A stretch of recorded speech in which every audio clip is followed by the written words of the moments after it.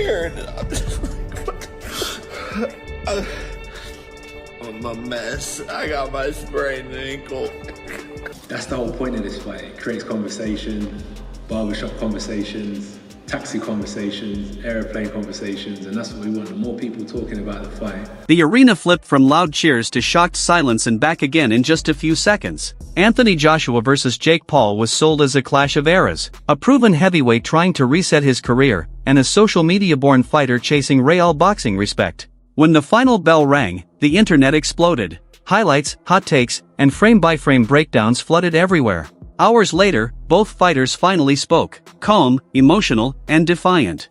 It was clear this night was bigger than just a scorecard result. At the end of the day, I'm a kid with a big heart that wants to change the world, disruptor, and I never took no for an answer, and I'm just chasing my dreams, having fun, and living the American dream, really.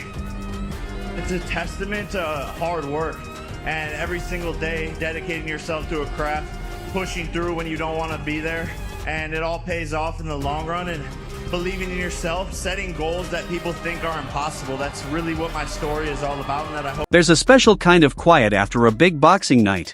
Not empty silence, but applause before the noise returns. Trainers checked on fighters, doctors did their work, and both teams disappeared behind closed doors. When statements came out, they felt real and honest. Joshua sounded like a man reviewing a tough lesson. He talked about missed chances, lost rounds, and moments that would be studied for years. Paul's message mixed confidence with raw honesty. He spoke about pressure, isolation, and the heavy judgment that follows a controversial fight. Both fighters shared the same theme: respect for the moment, appreciation for the fans, and the idea that the fight deserved time before being reduced to one line on paper. He has a very side-on stance, tries to practice the Philly shell, and I think Jake has a chance that is slim to none. I appreciate it. All good? Thanks, boss. Thank you very much. See you guys.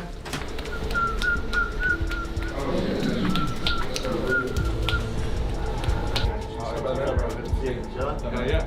Heavyweight of the world! Yeah, can you get my back?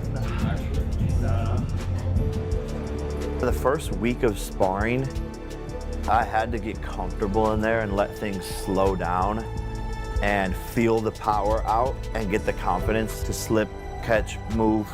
Before the fight, predictions were everywhere and deeply divided. Most bookmakers and analysts favored Anthony Joshua. Betting markets listed him as the likely winner. Major outlets echoed that view. CBS Sports and betting expert Josh Nagel leaned toward Joshua, even predicting a stoppage based on his power and experience.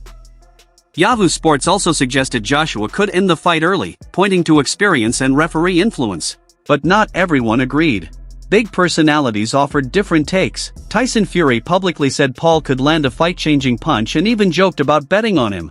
That confidence alone made people pause. Dana White gave a blunt take, mixing doubt with respect for Paul's courage. And Jake Paul himself stayed vocal, predicting victory and insisting Joshua couldn't knock him out during media appearances. That split mattered. When experts back the favorite and credible names believe in the underdog, every round feels bigger. After the fight, analysts adjusted their takes. Some admitted they misread the pace.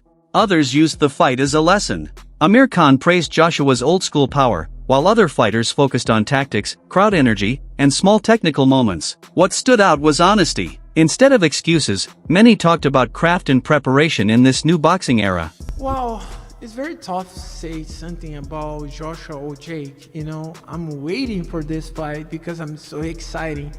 But, you know, Jake have a lot of chance to win, and a lot of people think he not, but I believe in Jake. I mean, Joshua is the best fighter and have a lot of experience in boxing. You know, he's a heavyweight guy, but Jake improved a lot, and the people need to respect both. You know, because it's not everybody have a, sorry my language, but have a balls for come inside the ring and fight. From the opening bell, the fight felt sharp and intense. Early exchanges showed Paul's awkward angles breaking through at times. Other rounds looked like classic heavyweight boxing. Long jabs, controlled distance, and heavy power shots. Small moments felt huge live. A short uppercut, a brief stumble, a crowd holding its breath. Afterward, both camps spoke with respect. Joshua's team pointed to strong jabs and clean power punches. Paul's camp highlighted toughness, confidence, and inside fighting. Both sides focused on what the fight took from them and what it gave back: respect, doubt, and endless what-ifs. Social media kept the fight alive. Single moments were clipped and replayed millions of times. Fans argued technique, celebrities joined debates, and memes took over. Behind-the-scenes clips from locker rooms made everything feel more human. Trainers spoke calmly and honestly. Joshua's corner mentioned range control issues. Paul's team praised heart but admitted tactical gaps. Both sides treated it like homework for the future, not excuses. Those big discrepancies in skill. Sometimes the better fighter carries the other fighter, or maybe goes a little easier. Is there any part of you that maybe thinks that way, or are you going in there 100%? Zero part of me. And it's not even that it's Jake. It's just, do you know, I was actually looking at myself today. I'm a very respectful guy, brought up by a good family, but if I can you, I will you. That's just how I am. And this is just the job I do, so. This fight moved serious money. Betting odds shifted during and after the bout. Pay-per-view numbers were analyzed, and promoters immediately talked rematches. Media outlets adjusted betting lines in real time. It was another reminder that boxing today is both sport and business. High-drama nights like this fund future events and boost a fighter's value fast. Fans argued meaning while experts argued technique. Older fans complained about spectacle. Younger fans loved the mix of entertainment and skill. Many neutral viewers admitted they were pulled in. One feeling dominated: people were glad they watched. Both fighters thanked fans publicly, knowing the moment only mattered because people cared. Rematch talk started instantly. Promoters no controversy sells. Both camps stayed cautious in public, a standard move while gauging interest. Health came first in their statements, with mentions of medical checks and recovery. That cooled some of the online chaos and shifted focus to what comes next. For Joshua, this was another chapter in a long career. For Paul, it was a major test of legitimacy. Both talked about legacy, one as a long journey, the other as ongoing work. That they're talking about is a massive bonus. So for me, I'm not worried about what people think about the integrity side. I'm more worried about, are they talking? This fight was a deliberate choice by both men.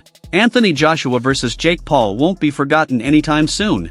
It will be replayed, debated, taught in gyms, and argued over for years. Their first statements were smart. They focused on lessons learned and respect earned. Whether the next step is a rematch, a title push, or new opponents, one thing is clear: both fighters will be judged more by what they do next than by one result. What do you think about the fight outcome? And who should Jake Paul fight next to keep proving he belongs in boxing? Drop your thoughts in the comments and stay tuned for more boxing updates.